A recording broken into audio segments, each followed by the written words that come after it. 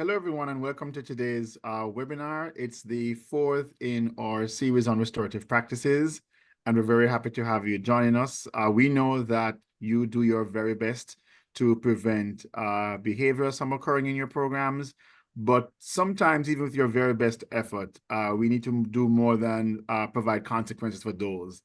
And so today we'll talk about hosting restorative circles and how that can really place young people and your community in the lead. So before we get into the core content for today, let's listen to the disclaimer from the U.S. Department of Ed. This resource was developed in 2024 by the Nita M. Lowy 21st Century Community Learning Center's 21st CCLC National Technical Assistance Center, NTEC, funded under a grant from the U.S. Department of Education Department and administered by Synergy Enterprises Incorporated under Cooperative Agreement Number 287E230009 with the Department's Office of Elementary and Secondary Education.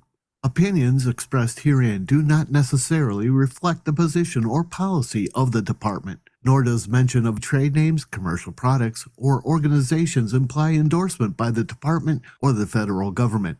This resource is in the public domain and is available at 21stcclcntech.org. Authorization to reproduce it in whole or in part is granted. All right, so my name is Andrew Francis, and I'm a Technical Assistance Liaison with the 21st CCLC National Technical Assistance Center. I've had some experience working with 21st century programs over the past 4 years or so, providing technical assistance, professional development, but also evaluation services as well. And it's one of my favorite topics, talking about restorative practices. I'm very happy to be with you, and I'm also joined by my colleague, Yana. Andrew, it's great to be with you today. Restorative circles are one of my passions, especially conducting them with secondary students, which is where most of my experience lies. But I am thrilled to be part of this conversation with you today and with our great audience, of course. Thank you, Yana. Just to remind you about the vision of and mission of the 21st CCLC NTAC, our vision is for all Nita M. Lowy 21st Century Community Learning Centers, SEAs or State Education Agency coordinators, and professionals to obtain the knowledge and skills to implement programs that engage and empower students and their families to build lasting success as lifelong learners. And we do that by implementing our mission, which is to provide best practices, evidence-based resources, and professional learning opportunities that builds the capacity of 21st CCLC stakeholders all over as they support underserved youth and their families.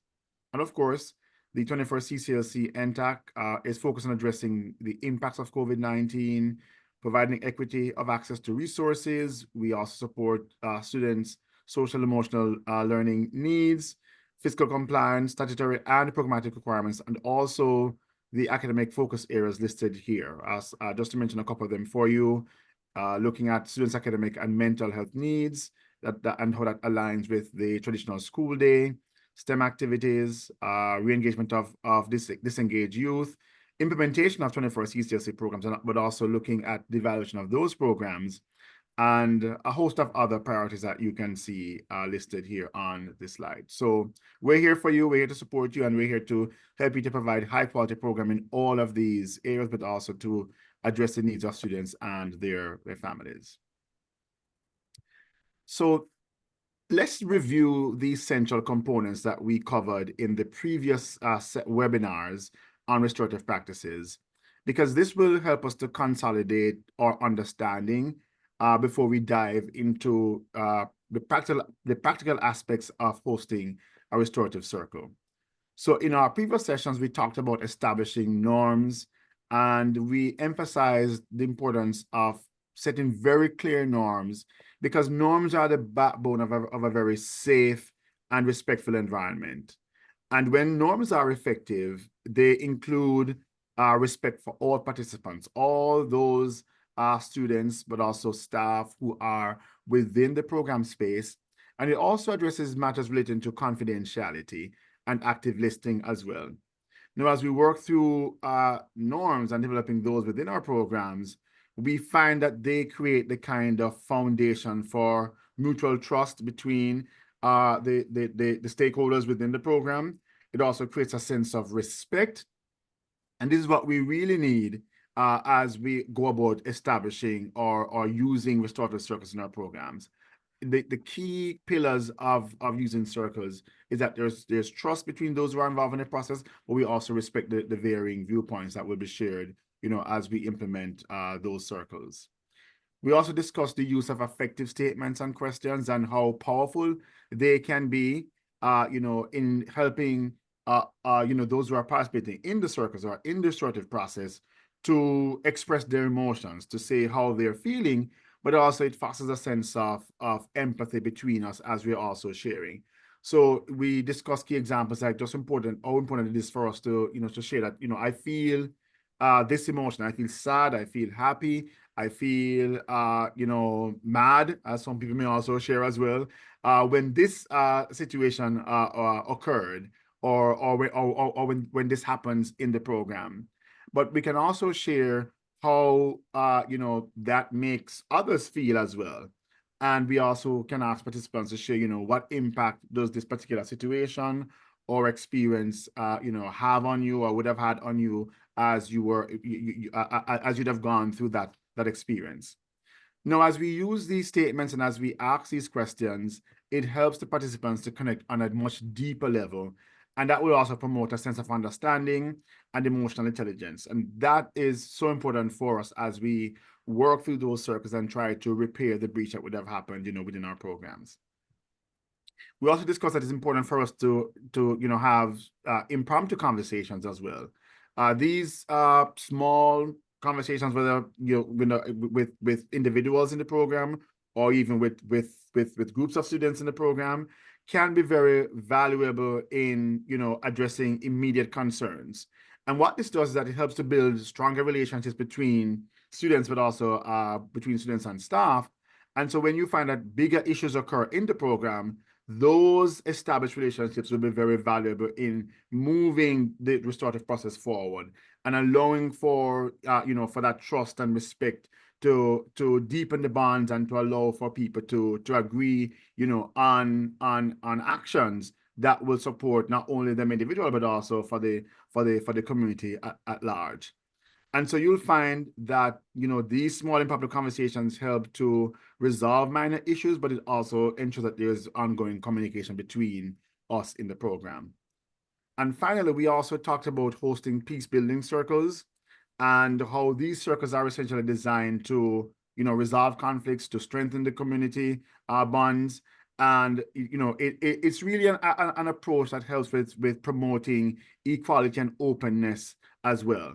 And we do that by, of course, using a talking piece so that the conversation can flow. And as the facilitator, you can manage that conversation. So each person respects that, if I have a talking piece, I have the floor, and that's what I should be given a free space to express myself without being interrupted. And so that allows for us to build mutual understanding, but also we can work towards solving problems that would have occurred. And so what you'll find is that peace building structures are very, very structured, but they provide some space for flexibility as we move towards resolving conflicts, but also building our community as well. So as we go over these key components, you'll find that you'll be well prepared to implement restorative practices effectively in your program. And as you apply the principles, through various settings as well, you create that supportive and that cohesive community, which is absolutely necessary for us as we work together to achieve the goals and objectives for our program. So based on what we just discussed, we recognize that restorative circles are a powerful tool for building and maintaining a positive community, right? And so it helps us to establish conditions for learning because it creates that safe and respectful environment where participants feel valued, but they feel as if they can be heard. They feel as if they have a voice in the program, and that other students, but also staff, will give them a listening ear and allow for their ideas to come forward as well. And that helps to create an environment that's conducive for learning, but also for the students to grow personally within your program. And because we have those conditions for learning established, we're then in a position where we can also cultivate empathy and compassion, because we're able to encourage students to share their experiences and their perspectives in the program. And so individually, they develop a sense of empathy, a sense of concern. They develop compassion for others. And as their compassion for others, is expanded, they also become more connected. And overall, they develop the social emotional skills that we want them to develop, as young people. And this we hope will project and follow them as they move on to adulthood as well. That creates a better society for us. Restorative circles also support communication, because we really encourage people to be open and honest in this space, because if we're not, we're not going to be able to move beyond the difficulties and be able to solve those. And so as we promote open communication, honest communication, a participant can share their thoughts, they can share their feelings, but they're also listening actively to what others are sharing as well. And so you recognize that as we go through the process, as you've probably gone through the process at some point in time as well, that when we're actively listening, we're not tapping our feet, we're not closing our eyes, unless you're closing your eyes so you can really concentrate on what the person is sharing. But we're listening with our entire bodies, not only with our ears, but our eyes, our feet, our bodies, our hands are saying, hey, I'm listening to you. Share openly with me, about how you feel about this situation, how it has affected you. And then, we can talk about how we can move on from there. And these skills are life skills. They are very important for us to create that whole person that we want our students to become. And so in turn, as the circles support communication, they also lead to healing and restoration as well. It's a space where we can address harm and conflict that has occurred in our programs, and we can allow those who have been emotionally hurt to go on a healing journey, right?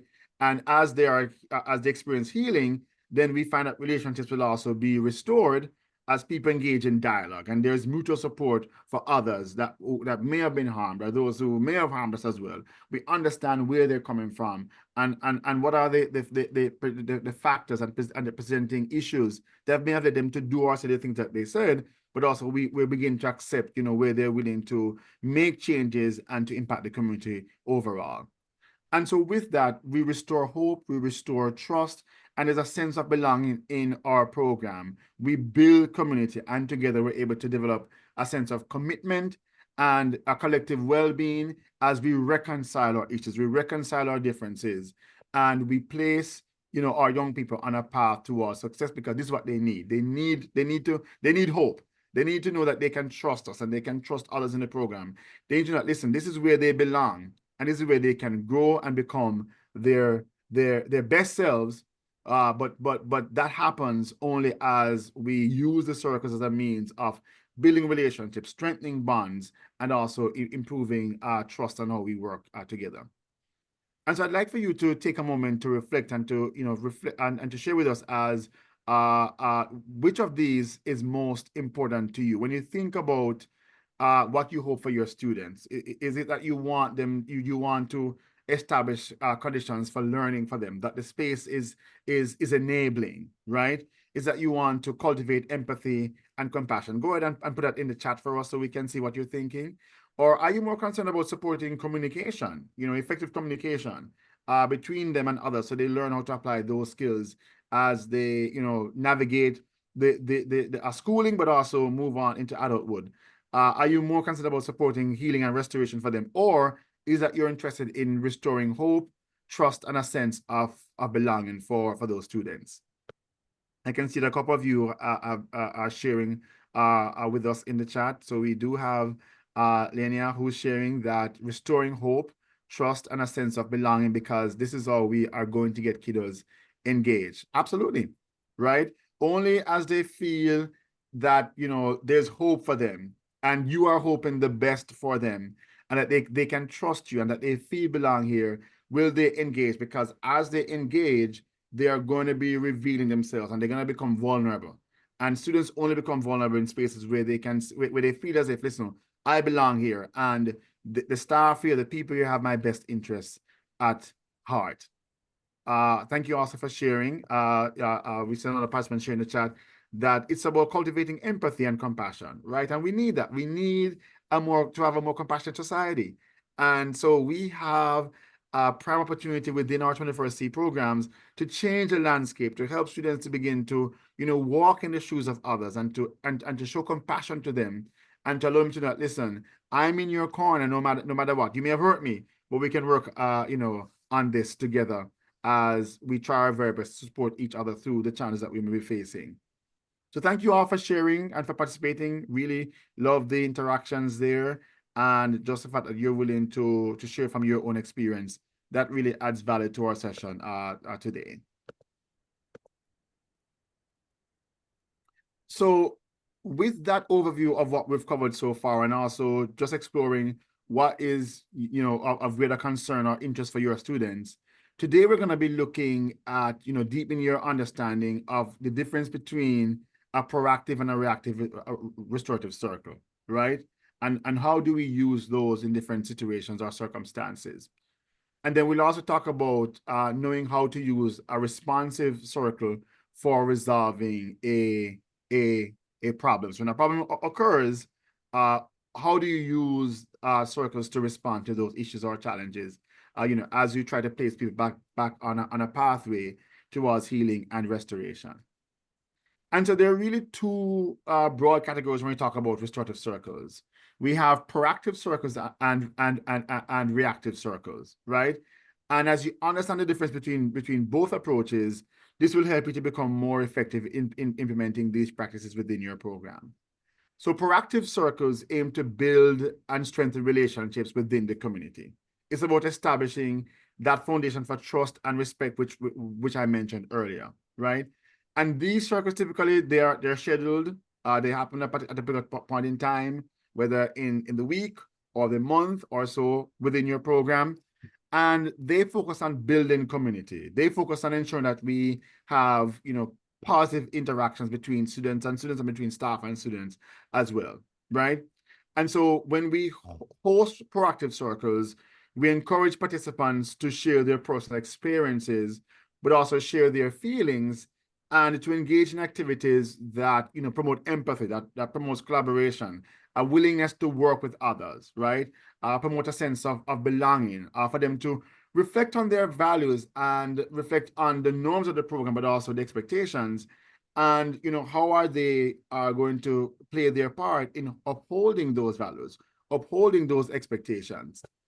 And so some of you may already be doing this, but examples of practice circles could include your weekly check-ins in a classroom or in your workplace, just to see how people are doing. How are they coming into a session today? How are they coming in the workplace today? And you may use different things for them to say on a scale of 1 to 5, or you may use colors or whatever it may be, or you may use different stuff just for people to ease into the space. Or it could be team building exercises that you're implementing as well. And some of us may also be familiar with using celebratory circles as a way of recognizing students' achievements or milestones. So you may, be implementing a project-based learning activity that takes you 12 weeks, 13 weeks. At the end of that, you probably, celebrate the achievements overall. But you could also each week or every 2 weeks be celebrating the milestones that students are also reaching as they are working on those projects and activities. So it could be, as I said, it could be team building, it could be celebratory exercises, or just check-ins that you're also doing in your program. On the other hand, we have the reactive restorative circles, which are more convened to look at specific issues or incidents of harm or conflict within your program. And their primary purpose is to address conflict or harm and, to reconcile our parties that may have been affected. And ideally, as you're working through your reactive circles, the focus is on the impact that the incident would have had on those who have been involved. And as such, we're trying to find ways to repair the harm between those parties. And so examples of reactive circles could include, those conflict resolution circles, like where there are disputes between students. It could be healing circles. I do recall being a part of a couple of those. There's one in particular where there was just a group of students who had a big disagreement in in a high school, and we had to bring them together and work through with them in terms of providing the kind of supports that they need to restore and to repair the harm that would have happened between them. And so what you find is that this type of circle is more applicable where there's a traumatic event or crisis, or just a way of, also using what we call accountability circles to address harmful behavior and its consequences, as well as you're working towards maintaining, a positive program environment. So you'll find that whichever of these will be applicable for you, depending on whether you want to just maintain positive interactions overall, and you're working towards just reminding people of what those values and norms for your program are, or you're responding to a particular incident that has had an impact on students or others, and then developing an action plan to resolve those issues, or to have some reconciliation.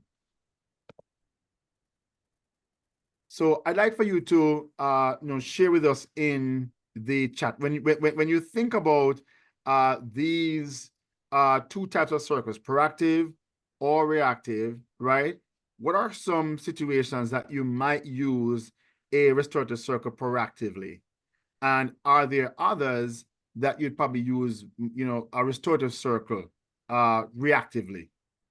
Go ahead and share with us in the chat your thoughts about that, or you can also feel free to add that on screen, as well as you can grab your annotation tool, go ahead where it says you're viewing Yanalis's screen, and share with us. So I see you an example so far of a reactive circle. It says a fight between students, and Yana, I don't know if you want to comment on what we're seeing in the chat as well, in terms of some situations where people feel it's best to use a proactive circle or a reactive circle. So reactive, as you mentioned, is when there has been some kind of harm that needs to be repaired. One of the things that's really important about those reactive circles is we reintegrate the students that caused harm. It's about bringing everyone together. So a reactive circle might be when there's been some kind of conflict between students. I see that Yolanda commented that an example of a reactive circle would be using one of these at the end of a conflict during programming. So it could be something like a fight. It could be a disagreement with students that became might have turned into a larger conversation, a larger conflict. I see a comment on the screen that we have also used circles for after school, just for decompressing. And that's a proactive approach when students are engaging in one of those kind of decompression circles, because you're not responding to any particular incident or any particular conflict. Instead, it's an opportunity to build those relationships. And Andrew, that's something you've talked about, of the importance of having those personal relationships and cultivating those. That's a huge part of proactive restorative circles. Yeah, I see one more example here of using also them as part of your morning meet circles as well, as students are easing into the program day as well. Thank you so much, Yana, for sharing those. And so just want to remind you, as Yana mentioned, that it's important that we consider using the circles as an effective tool for problem solving within our community, right? And so before we get into the steps that you can follow to use a circle in that way, we'd like you just for you to consider these key aspects that will put you on a good footing for the process to be very successful, but also for you to take a constructive approach to doing that.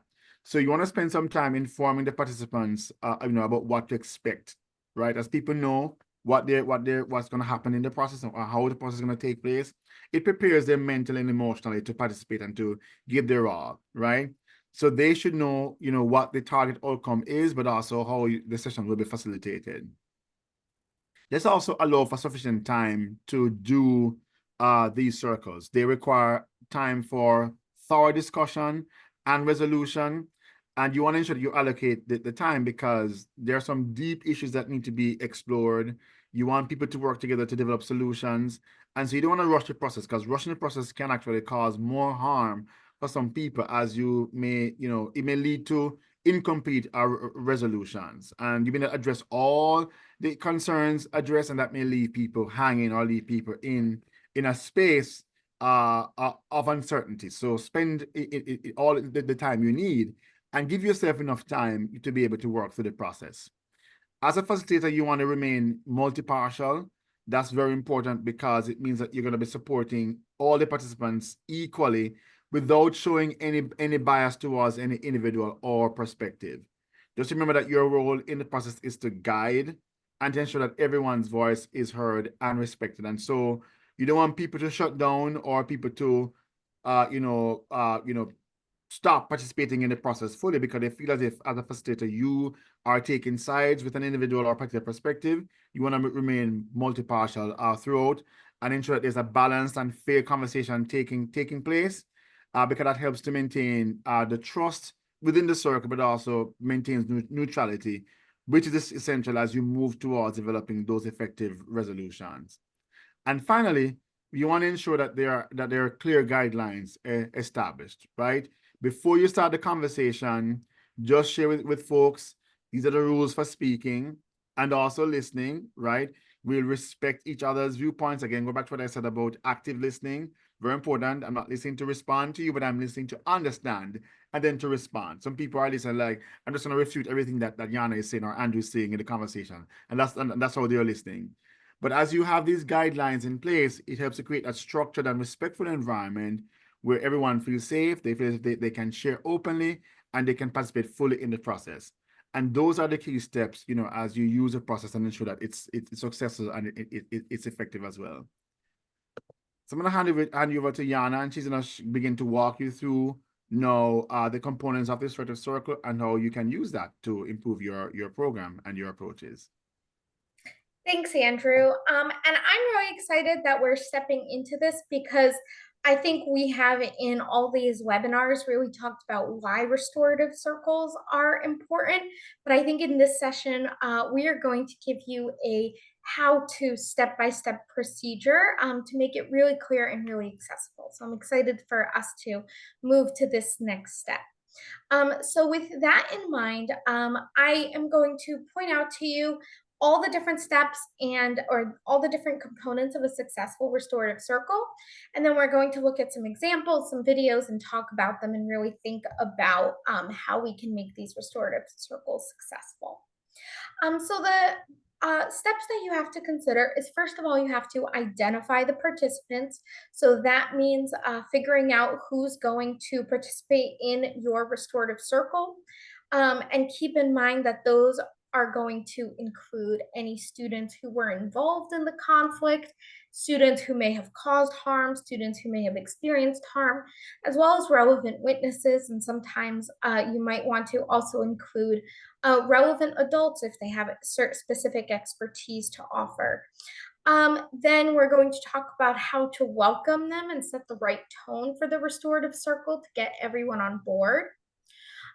Then each student or each participant has the opportunity to deliver their impact statements, to talk about how they've been affected. This is where we give those I statements that Andrew was talking about, really focusing on your emotions and talking about how you've been impacted.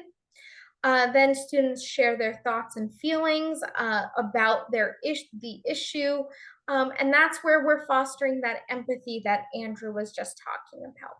Once we've all had an opportunity to share, then we're going to have the opportunity to come up with solutions. How are we going to resolve this conflict and reintegrate students who may have caused the harm? And we come up with a solution that we can all agree on, something we have to reach consensus in our circle. Finally, we're going to talk about some closing strategies, ways to really close the process and really show everything we've accomplished. So let's get started with identifying the participants. So the people who should be part of your restorative circle are any of the people or students that caused harm. So sometimes a student that acts out, a student that engages in a fight, those students who have caused harm, they have to be brought to the table. And when we're doing this, we want to be really careful to make sure that these students feel welcome and heard and not like they're being blamed. It can really be difficult for a student who has caused harm to engage in this process without feeling ashamed. So we want to give them the opportunity to share and to see that the point of this restorative circle is to bring them back into our community. You also are going to bring together the students who were impacted, the students who were harmed. These are the students who may have been caused by the other student, and it's going to be really important to re-strengthen that relationship between the students who caused harm and the students who experienced the harm. Because that's really the fundamental relationship that needs to be healed. Supporting people can take a variety of forms.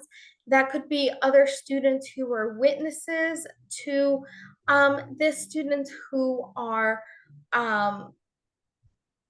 might be emotionally supportive of the students who are involved. So it might be helpful for either a student who caused harm, a student who experienced harm, to bring a close friend to serve as an emotional support. Could also be something like a trusted staff member. But anyone you bring in also needs to be aware of the process and be open and willing to engage in the process. But sometimes having that emotional support can help both students who cause harm and students who have experienced harm to feel safe in the circle. And that's really essential. If students don't feel safe, they will be unable and unwilling to engage in the restorative process, which makes sense, of course. And finally, facilitators. Facilitators could be an adult who was present. It could be an adult who has a lot of experience with facilitating these restorative circles. Sometimes you might want to bring in a program social worker, a counselor, if you have access to those resources. Um, I will say that this is an opportunity when you're the facilitator to make sure that you're listening carefully, that what Andrew was talking about, listening with empathy, listening to understand, that doesn't just apply to students, that applies to facilitators as well. The facilitator needs to be willing to listen and understand each student's perspective and take each perspective seriously, not just lay all the blame on a student who caused harm. Now, once you have identified the members of your circle, you're going to bring them all together. And then you have to welcome them. You have to set the tone off well for a restorative circle to be successful, especially when they're happening when we're coming off of some of those big emotions. We have to indicate the transition and how we are making a safe space for everyone. So you want to greet everyone that comes into your restorative circle space warmly. Review the rules, review the process. Hopefully, a reactive restorative circle is not the first restorative circle you do with your students. The goal is for them to have that experience so they're used to this, they have those muscles developed. But it's always, always, always helpful to review the process at the start of the restorative circle. And then you want to set some ground rules for positive communication. That could include something like a talking piece that gets passed around and you only speak when you are holding it, and focus really carefully on active listening when you're not holding it, just as an example. And you also want to set a positive tone. Now, you can set a positive tone for a restorative circle in any number of ways. I always enjoy starting with a couple of deep cleansing breaths. They can help everyone calm down, lower their heart rates, and it gives us an opportunity to do something all together. So I think it would be lovely for us to engage in a couple of deep cleansing breaths together, just because we have a minute. What we're going to do is you're going to breathe in for a count of 5 through your nose and breathe out for a count of 5 through your mouth. So please join me if you feel comfortable. So breathe in through your nose. 1, 2, 3, 4, 5. Hold it for 3. 1, 2, 3. And now you're going to breathe out. 5, 4, 3, 2, 1. Let's do another one. Breathe in. 1, 2, 3, 4, 5. Pause. 1, 2, 3. Now breathe out through your mouth. 5, 4, 3, 2, 1. And let's do one last one. Breathe in through your nose. 1, 2, 3, 4, 5. Take a pause. 1, 2, 3. Breathe out through your mouth. 5, 4, 3, 2, 1. I'd love to hear from you in the chat box if you feel any different now than you did before you took those. Maybe you don't, maybe you do, but those deep cleansing breaths are really valuable for lowering your heart rate and helping you kind of calm down and come back to a more neutral emotional experience. Yes, so those are great. I hear in the chat box of you love taking cleansing breaths. I do too. And they are really great for refocusing. I totally agree. So thank you everyone who participated. I appreciate you. So once we have created that welcoming space, we've brought everyone in. Next, it is time for us to really get an example of what that might look like. So let's take a look at an example of an appropriate welcoming.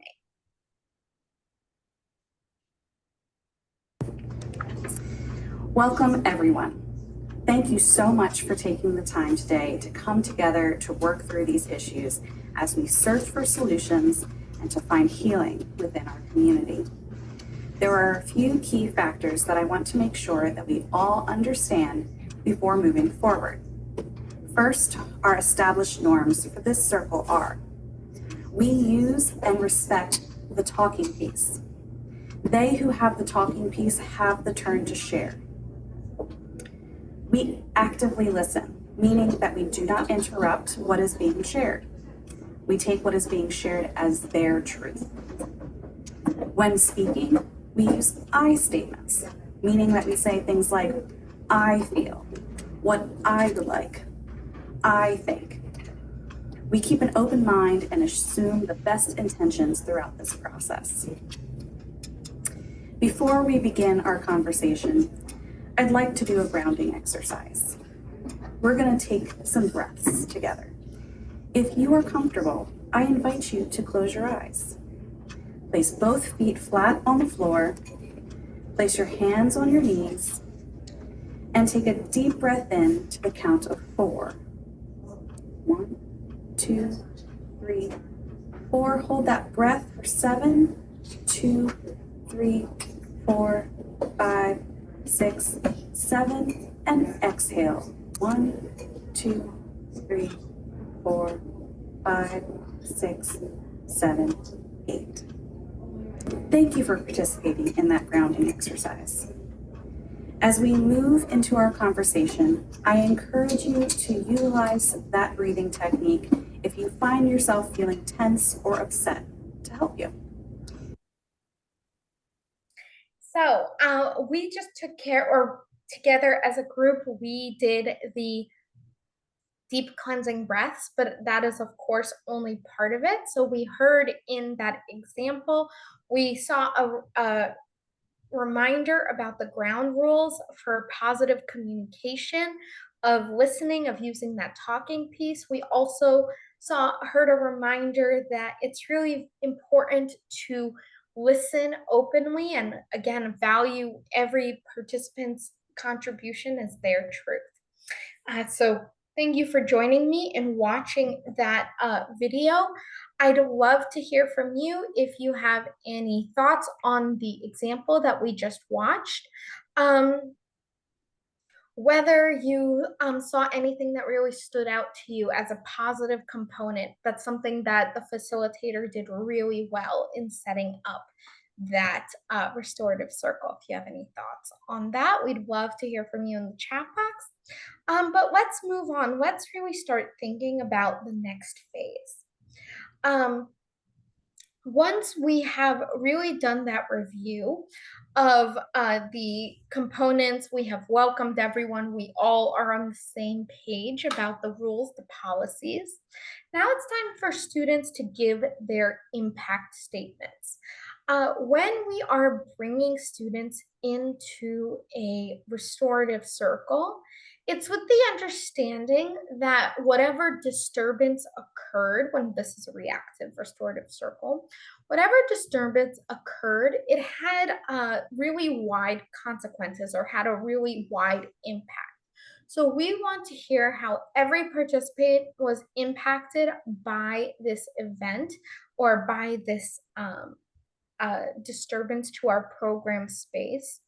And so this is the time where students are going to use I statements to describe their feelings. I feel, and however they're feeling now. Then they're going to share really what occurred and how that impacted them. I felt really scared when I heard an argument because it was so loud. It was distressing to me because it was so loud. And what would you like now? So maybe the student says, I would like us to agree to a volume for our program of there's not going to be any more yelling. A student may talk about something in terms of what they'd like. It could be something from the program space that'll help them feel safe and help them feel acknowledged. Maybe they think they deserve an apology. Maybe they want to talk to someone. There's a million different things that a student could say here, but it's really an opportunity for students to voice their views and really talk about how they've been impacted and what the long-term healing might look like for them. So let's take a look at this same restorative circle. And we have 3 students, Drake, Annalisa, and Isa, as well as a facilitator that we have already seen, who are going to really talk through a conflict that occurred in their program space. So as we are listening into this conversation, I know for you in the chat box, if you notice what each of these participants feels, let us know in the chat box.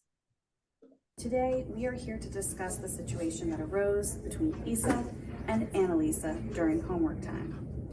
We also have participating in our circle, Drake, who was witness to the situation. I would like to start with what happened. Does anyone want to volunteer to have the talking piece first? Lisa? Annalisa just jumped to conclusions without even asking me if I copied her homework. She made me look like a cheater in front of everyone, and that's not fair. I worked really hard on my homework, and you just ruined it by accusing me. And then you started calling me names and making it even worse. I didn't want to argue, but you shoved me first. What did you expect me to do? You embarrassed me and made me feel awful.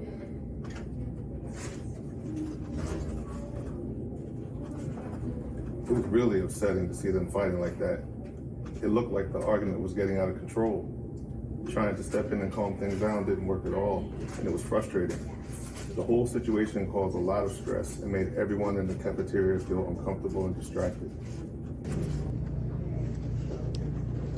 Everyone knows Issa cheats on homework all the time. It's so obvious that he was copying me. Issa just can't handle being confronted with the truth. Getting so defensive and starting a fight just proves the point. Instead of owning up to it, Issa turned everything into a big scene. No one needs that kind of dishonesty in our program. Okay. So I noticed that each student who participated had a very different view of the interaction. So first, we heard from Isa, who has been accused or suspected of copying off his homework. Then we hear from Annalisa, who really says that it was so obvious that Issa was cheating. Apparently, everyone knows that Issa cheats. And Drake, who was our observer, said that he wanted to get involved to calm the pressure down, calm the temperature. But he felt like it wasn't really possible because the emotions were so elevated in that moment. So those three participating students did a great job sharing their emotions, sharing how they're feeling in the moment. But for your students who might not be sort of as easy to get them to participate, or students who aren't really sure what to say, you can really help them along by asking these questions. Today, we are here to Sorry, I just tried to replay for some reason. So we can also bring in our next phase where we are ready to get our students thinking about their thoughts and feelings. This is where we want to go from students talking about how they're feeling, to talking about the facts, to coming up with a consensus about happened. Because every participant, every person who was there saw slightly different things, engaged it slightly differently. And so we want to acknowledge that and understand that we're all bringing our own definitions in. So during this sharing thoughts and feelings phase, that's where we're going to hear from students about what they think happened, what they were thinking about as it happened, and maybe what they've thought about since. So maybe you observed the fight, and now since then you've been thinking about whether your program space is really a safe environment for you, just as an example. So when we're thinking about the thoughts and feelings phase, phase, I meant to say phase, sorry. When we are talking about the thoughts and feelings phase, this is first an opportunity for everyone to share, but you don't want to force students to share if they don't want to. The talking piece can be used to bring students out of their shells, to give an opportunity for them to listen and know that they are or for them to speak and know that everyone is listening to them in the moment. But some of your students will not feel comfortable participating out loud, and that's okay too. We want to give them the opportunity with these questions or other related questions to share what they experienced.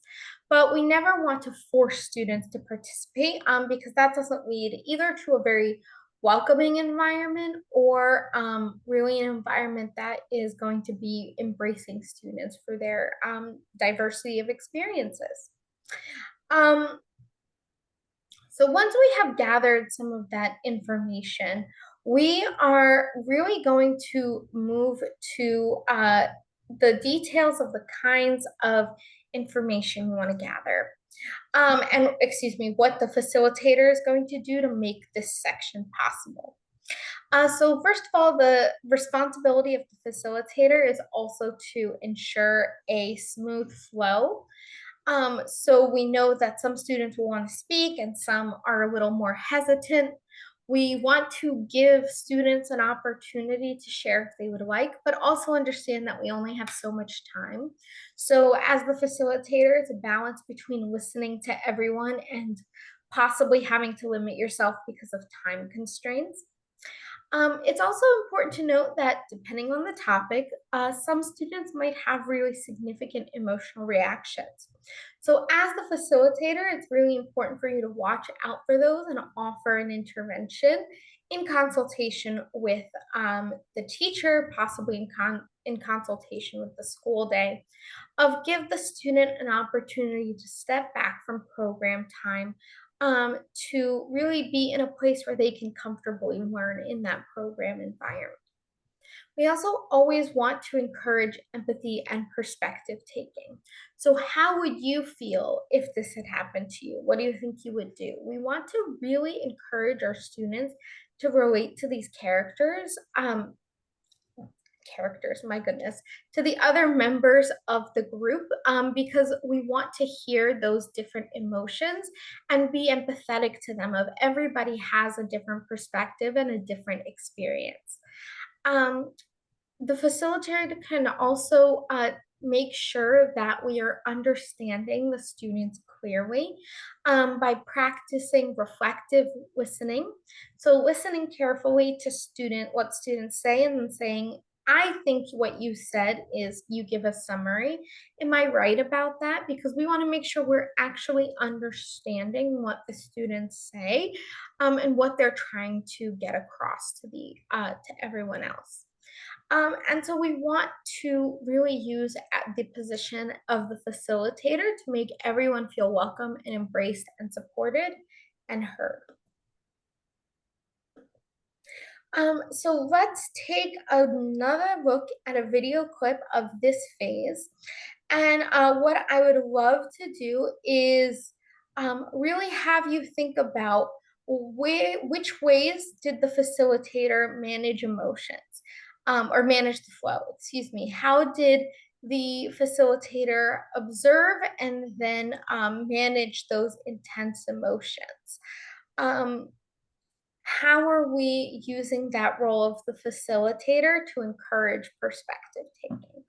Let's take a listen. Thank you, Annalisa, and for sharing your perspective and trying to use those I statements.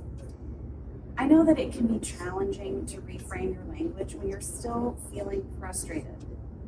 I'd like to go back to the beginning of when the situation started and ask what each of you were thinking when this happened and what you thought about since then. When I noticed Issa was copying my homework, I felt angry about it. I thought it was unfair and wanted to call it out. I've been thinking about how the argument escalated and how I could have handled it differently. I realize now that shoving Issa was not the right way to deal with my frustration. I didn't understand what was happening at first. I was thinking that Annalisa was wrong to accuse me without any proof that I was cheating. I wasn't cheating. I just get distracted sometimes and can't focus, so I look around the room. I thought she didn't trust me, and that made me sad and angry. I can't stop thinking about how much the fight affected me and how it could have been avoided if we had just talked it out instead of getting physical. When I saw them shoving each other, I was thinking that I needed to step in and try to calm things down because I didn't want my friends to fight. I felt worried about where it was heading. Afterwards, I just thought about how helpless I felt when my efforts to calm things down didn't work. So we just heard in that phase some more information about how the students felt in the moment. I want to draw your attention to that kind of disagreement between Annalisa and Issa, because Issa is really adamant that they were not involved in cheating, while Annalisa's perspective or Annalisa's observation was that they were copying off of Annalisa. So that created some resentment. So this is an opportunity for the participants in the circle to share their own interpretation of events, which isn't always identical. And so that is something that we can really see and value of what was accomplished in that circle of they all took a moment to listen to each other. And I think one of the things that we'll see in that next phase is that when we are taking the time to listen to each other, that is where we are going to be more successful in getting everyone on board and everyone on the same page. So with that in mind, we are going to go over to the next slide, and that is where we're going to think about identifying some solutions. And Andrew, I believe I'm passing it over to you. That's correct. Thank you so much, Jana, for walking us through the components so far and bringing us to a point where, you know, the participants have shared their thoughts and feelings, and now we can move to identifying solutions. So there are two key questions that we need to consider as we take steps to identify solutions to the harm that has been caused. And those questions are, one, who has been affected by what has been done? And in this case, we're being very direct in asking the person who has been accused or identified as having caused some harm, who has been affected by what you've done, and in what way have they been affected. And you can see this naturally flows from what we discussed earlier on, or what Yana just walked through earlier, because people have begun a process of identifying, okay, this is how I felt, this is what I thought, and as such, they can then process, okay, my thoughts and my feelings, who would have been affected by that, but also the actions that I would have also taken, based on how I would have felt in the situation. And then we also ask, what needs to happen to make things right? And so much like the questions that Yana kind of walked through with you, as the participants were sharing their thoughts and feelings, it's a similar iterative process, right? Where we allow the students to respond to one another, but to also add their additional thoughts and ideas that, they have as a result of the comments that their peers, have made. And that's why it's important that we listen actively and we engage, so that as we hear what others are saying, then we can add to that as we move towards identifying a solution. And so you, as a facilitator, need to also take the time for this aspect of the circle, because you want to allow all the ideas, to be shared and to prepare for the next component, which is to agree on the solution. So this is very crucial, that we can listen to what has been shared and we can make note of that, because we will then bring that into the next step in the process. And so take a listen, as the facilitator. Now we'll have students identify solutions in this video, which is a continuation of that circle that we have been showing you, since we started the session. At the end of it, I'll ask you some questions about the video to see, your thoughts around, the questions that the facilitator may ask, but also how did the facilitator help students to identify possible solutions. Take a listen to this part of the process. This is great. You are all doing a great job working through this. Isa, I really appreciate your honesty about how you get distracted and why you were looking around. I want to ask next, what do you think we can do to make things right? First, I just want to say sorry to Annalisa for making her think that I was cheating off her, and then for getting so defensive. I also think it would be helpful if we could have a discussion about trust and how we can rebuild it, so we don't jump to conclusions about each other. I'm sorry too. I always thought you were cheating because of the way you look around at everyone and everything. But I get it. You have trouble focusing. I have trouble focusing too sometimes. I am willing to admit that shoving you was wrong. I also think it would help if we set up a way to communicate better in the future. What I think we can do to make things right is to have everyone involved take responsibility for their actions and apologize to each other. I'm really glad that both Annalisa and Isa have done that now. I also think we should come up with a plan for how to handle conflicts in the future, so we can keep our studies in a positive environment. Wow, thank you all, Annalisa, Isa, Drake, for sharing all your thoughts on how we can make things right. I'm very glad to hear Isa and Annalisa apologize to each other for what has happened. It is important to recognize that each of your experiences is unique and all of the emotions that you have felt are valid. I encourage you to put yourselves in each other's shoes for just a moment and think about how the others must have felt. Is there anything else that we can do to make things right? I feel bad about Drake getting in the middle. You were just trying to be helpful, and I don't know what we'd do without you as friends. I'm sorry this whole thing upset you. I'm also sorry about that, Drake. I know you were just trying to help, but I was so frustrated and angry that I couldn't accept the help in the moment. Thank you, Isa and Annalisa. I really appreciate you both apologizing.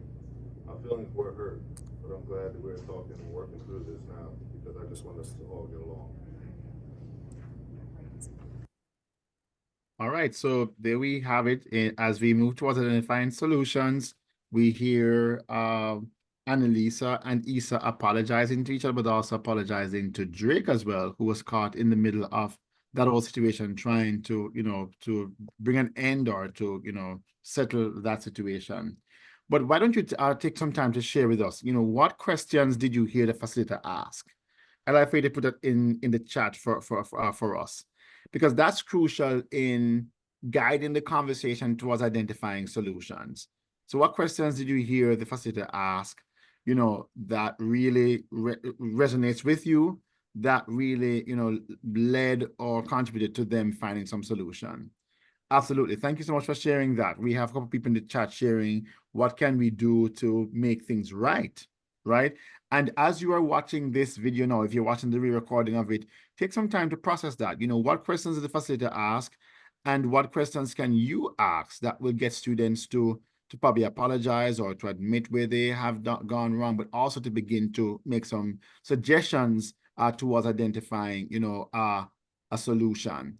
So the questions that were asked led students along the pathway of identifying solutions. So we also hear, the facilitator asking, is there anything else that we can do to get this right? Right? Which one of you posted in the chat.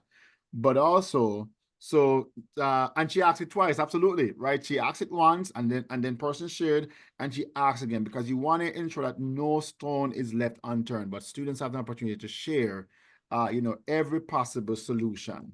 And as a result, we saw that several solutions were shared. And so I'd like for you to then talk to us about, how do you think the facilitator really helps students to identify possible solutions?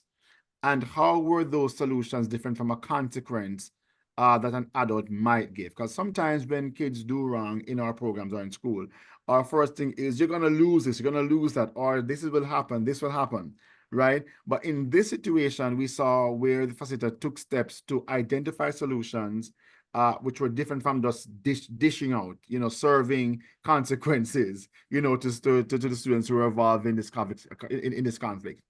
So how do you think, the facilitator helped identify those solutions, and how were they different from just offering, consequences? Any thoughts on that?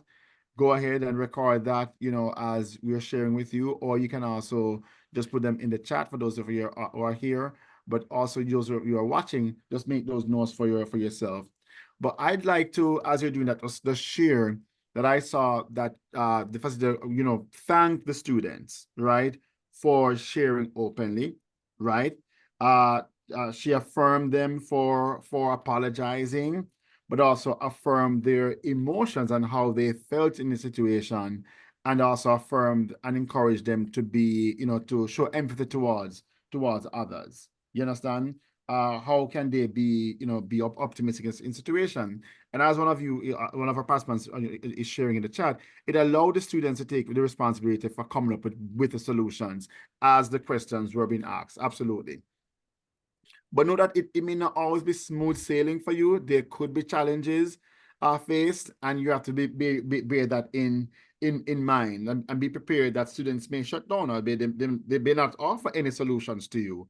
And you may have to ask other guiding questions that brings them along that pathway where they can admit that, hey, this happened. And as such, I can provide, these solutions or these ideas, as we saw in this case, they identified, that there's a need for some system for those who, find it hard to concentrate, right? To keep focused, right? And so that was good. Issa mentioned it, Drake mentioned it as well, but Annalise also mentioned that, that would also be something good, but that they are more mindful of being the trusting of each other next time, and finding ways to deal with difficulties like those without accusing others. Get the facts first of all before, drawing any conclusions. And so that is why it's important that in the restorative circle, we then move to the step where we can reach, we can agree on the solutions. And that includes reaching some consensus, just ensuring that all the students have the opportunity to express their perspectives, their needs, and their suggestions for resolving the issue at hand. We saw that just now. We went around probably 2 or 3 times with people just sharing openly about that. But, as we listen actively to each other, and also in a very respectful way, this is where we're able to move towards, agreeing on the solutions. And so you saw the facilitator carefully and skillfully guiding the conversation, identifying where there was common ground and shared interest, which the participants themselves expressed, as they responded to each other. And these techniques are important because what you want to do as a facilitator is you want to summarize the key points from the conversation, but also clarify any misunderstandings, because those can be detrimental to agreeing on to the solution. And so you want to encourage students to be open-minded as they're sharing, to think about alternative solutions that may satisfy the needs of all the parties involved. But also we want to promote a collaborative approach where students feel like, listen, we can brainstorm together and come up with these solutions. And we can also weigh the pros and cons of each option and then move forward to that which will be, in the best interest of the group. Spend some time writing that agreement down, because there's nothing more valuable than putting something on paper or typing it up or whatever it may be. And you may just ask students, as the solutions have been shared, to give you a thumbs up, a thumbs down, or a sideway thumb, to just indicate where they're at. Are they in full support of that idea or concept, or are they not supporting it at all? Are they in the middle? Are they thinking about it, right? And so that helps us to gauge how we will adjust those agreements, right? You could also just record them on a whiteboard and have people vote or share their thoughts on that. It could be on flip chart. Whatever means you have, use that to document what participants are sharing, but also document the agreement that they're bringing to the table as well. And that ensures that each person takes responsibility for their action, but it gives the opportunity to also record the timeline for implementation. Thereafter, we can all commit to the agreed upon actions by asking the participants to actually commit to that, whether verbally or in writing, and that reinforces responsibility and accountability on everyone's part, recognizing that we each need to be willing to engage in the process, but also to commit to the solution and implementing that. That's going to be key to us having that positive and supportive environment as we work together in that fashion. So let me ask, what do you think Drake, Annalise, and Issa would include in their agreement? Why don't you share your ideas in the chat? Think about their experience, what was said, what was done, what they thought, what feelings, what emotions they were experiencing, and just what they expressed as they were going through identifying those possible solutions. But what do you think they would include in their agreement? And I see one here. Thank you for sharing that, Brittany.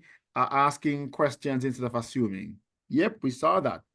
We also saw where people are also saying that it'd be good for us to look at, having, probably we agree that this is a way that we will, keep ourselves more focused, right? Asking for breaks instead of looking around, that sort of a thing. Give everyone the benefit of the doubt. Absolutely. That works. You never know what people are thinking or doing until you really process that, giving them the having their best interests at heart and giving them the benefit of the doubt in that situation. Thank you for sharing that. And that takes us to the closeout process, where essentially it's a final step in the process where we have the participants express their thoughts and feelings about the circle process, and just give us ideas as to how the process can be improved, but also how are they leaving that. This is how we talk about a check-in and using those opportunities for for those exercises that help you to know how people are joining the process. This gives opportunity for us to address any unresolved issues or any lingering concerns that they may have. There may be people in the group who may be feeling distressed or unsettled. And so they can take a moment now to reflect on what they have learned, how they've been impacted by what has happened in the circle, but also what are they going to take away from the experience. And so what you'll find is that the checkout process really serves as a closing ritual, it formally ends a circle in a very structured and a very respectful manner. And so here are some examples of what you could do. You could use, I'm going to call it a mood meter, right? Like a mood meter, as to just find out from people how, if your mood were like the weather, what would it be?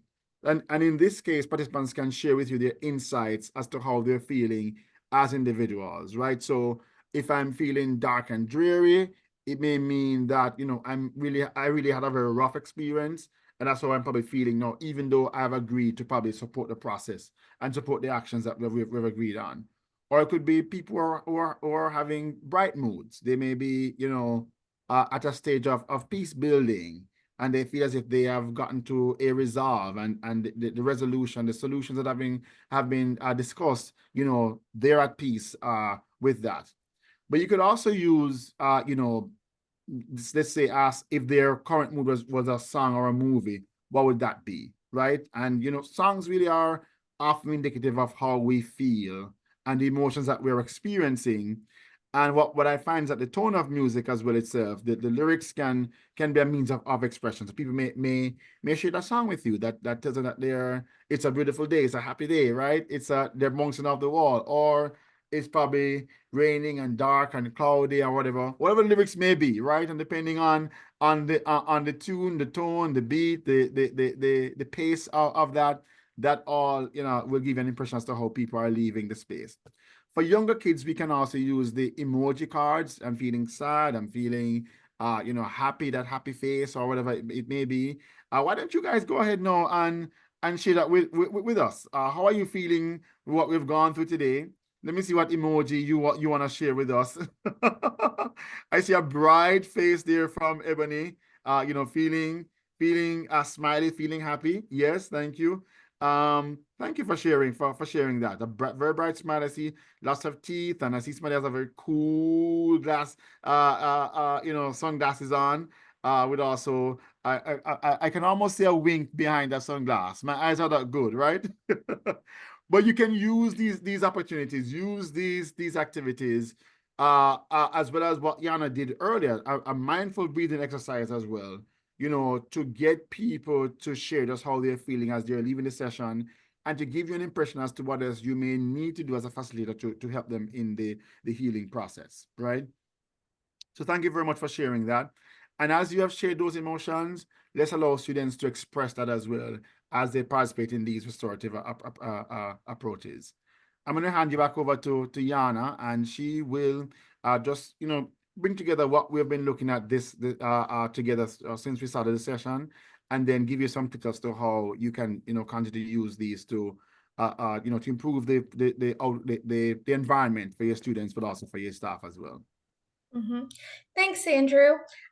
So before we move into the rest of the content, I think let's close out our restorative circle. So let's do a couple more deep cleansing breaths. Remember, you're going to breathe in for a count of 5 through your nose, and breathe out for a count of 5 through your mouth. So let's do 3 deep cleansing breaths together. So breathe in through your nose. 1, 2, 3, 4, 5. Pause for 3. 1, 2, 3. Breathe out through your mouth. 5, 4, 3, 2, 1. Breathe in through your nose. 1, 2, 3, 4, 5. Breathe out through your mouth. 5, 4, 3, 2, 1. And let's do one more. Breathe in through your nose. 1, 2, 3, 4, 5. Take a pause for 3 seconds. 1, 2, 3. And breathe out through your mouth for a count of 5. 5, 4, 3, 2, 1. So we didn't have a conflict to share, but we did participate in a little bit of our own restorative circle today. And we hopefully set the tone with our breathing exercises. But through today's session, we talked about effective ways to both select our participants, then welcome everyone, get everyone on the same page. Then we talked about creating your impact statements, talking about how you were affected by the disturbance, whatever happened. Then we talked about sharing your thoughts and feelings, helping students reflect on what occurred, and identifying solutions. So using a community approach to apply solutions. It's not just the facilitator, the teacher giving a student a suspension or anything like that. Instead, it's about repairing the harm. So one of the things that we heard in the example video is that because Issa gets distracted easily, maybe Issa needs more breaks, just as an example. So it's about repairing the harm, not punishing the student who caused harm to others. Then it's time to agree on a solution or maybe a couple of solutions that are going to be most effective for your program and going to really support you in going through those steps. Then once we have come up with some solutions, we're ready to close out the process, close out our restorative circle where we have taken the time to really get to know each other and really gotten the time to speak openly. Hopefully, every child who wanted to has had the opportunity to share. And in giving all of that, we have seen how this process is really part of reintegrating the student. So, by building in the example, by building an understanding of what caused Issa to look like he was cheating, although he was not, we saw that part of it is coming up with a plan to help Issa be successful during program time. So it wasn't about publishing Issa, like spending Issa or kicking them out of our program time. Instead, it was about making the program work for Issa, making the program work for Drake, making the program work for Annalisa. For a second, I forgot the character's name. Okay. So we want this to be a place where everyone can succeed and everyone can be reintegrated when they cause harm. Because sometimes things happen. Now, there's some best practices and things to keep in mind if you are planning on implementing restorative circles. So the first thing to really know is that your staff are going to need training on this topic. Restorative circles are a really big change from just giving students detentions or suspensions or any of those punitive approaches. Instead, it's about giving staff opportunities to develop the skills that that they might not have gotten through a less traditional education path. But also, this is something I can tell you that I have done trainings on restorative circles, and Andrew has also done them. This is not something that I learned when I was becoming an educator early in my career. It's something I learned later on.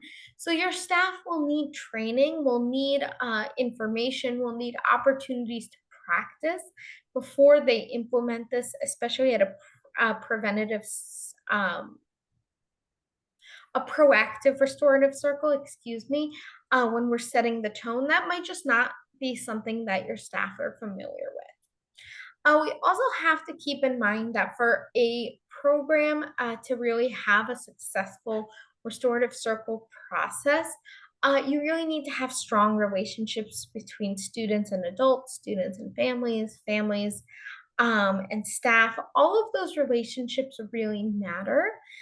Because when students are engaging in those kinds of difficult conversations, they're only going to feel safe when they have a trusted adult around them, when they know their comments will be listened to and taken seriously. So when you are supporting building those relationships, it is both to create a positive environment and create conditions where if you want to implement those restorative circles, you have the space and ability to do so. You also want to conduct or offer some participant education.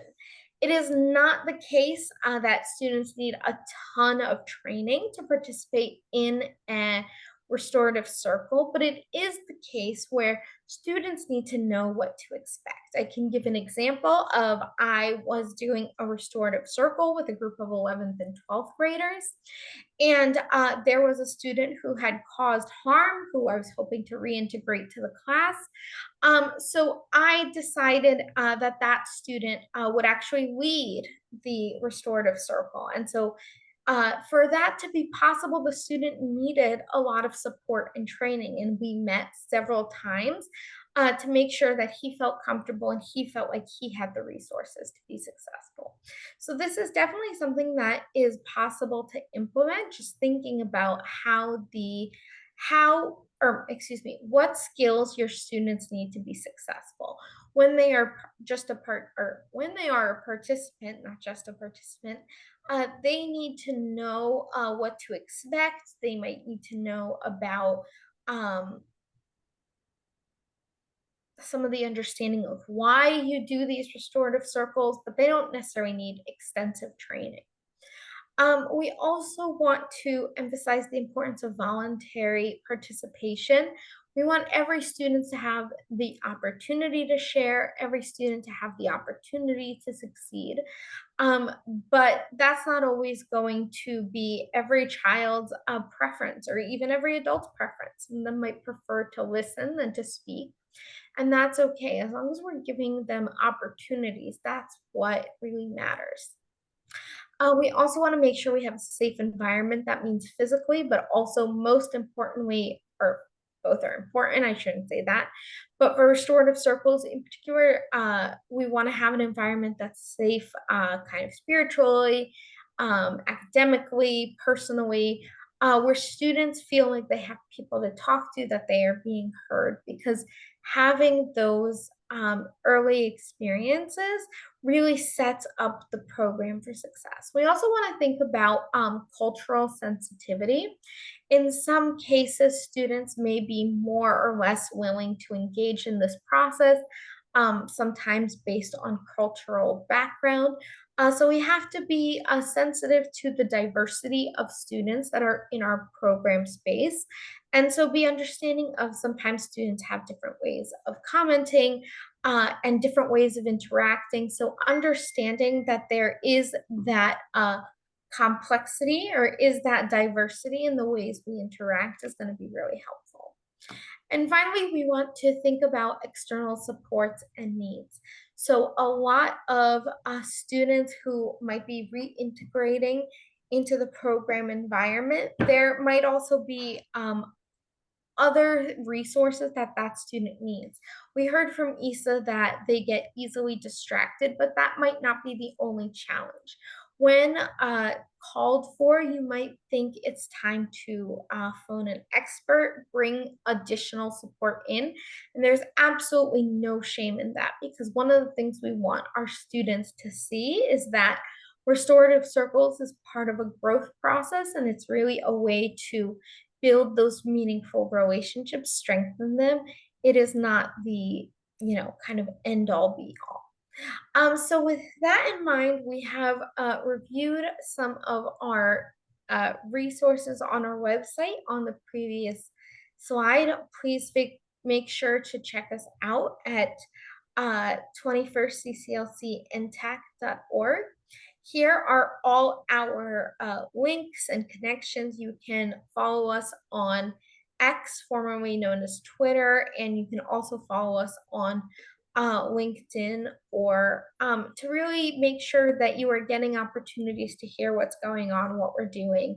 There's always really exciting work happening in our office, and new materials are being added up. You may be aware that there are just a few new courses on the website so far. We had kind of a soft launch for the last couple of months, so there's a lot more information forthcoming. You should definitely take the time to look for it, especially when you are looking for any kind of specific information, because that might be only housed in one or two places. So please do follow us on social media. We won't spam you. We'll email you about once a month with information about all the new stuff that is coming to our website in the new, most likely in the new year. So keep an eye out for that, and make sure that we are taking the time to really listen to our students. I do want to again note this is what our new website, 21stcclcntac.org, looks like. And if you haven't visited our website, yes, now is the time to do it. It's a great place to research and to learn more about some of that background. Just as a quick reminder, we do have the upcoming summer symposium that will be in California. So it's an exciting opportunity to get together with 21st CCLC staff from around the country and hear about their work and best practices and really bringing that conversation to life. So thank you everyone for being here, and a huge thank you to Andrew for being here with me and having this really constructive and meaningful conversation. Getting everyone onto the same page has been both challenging and exciting. Thank you, Yana. Same here. It was a pleasure. Enjoy your day, everybody. Rest of your day.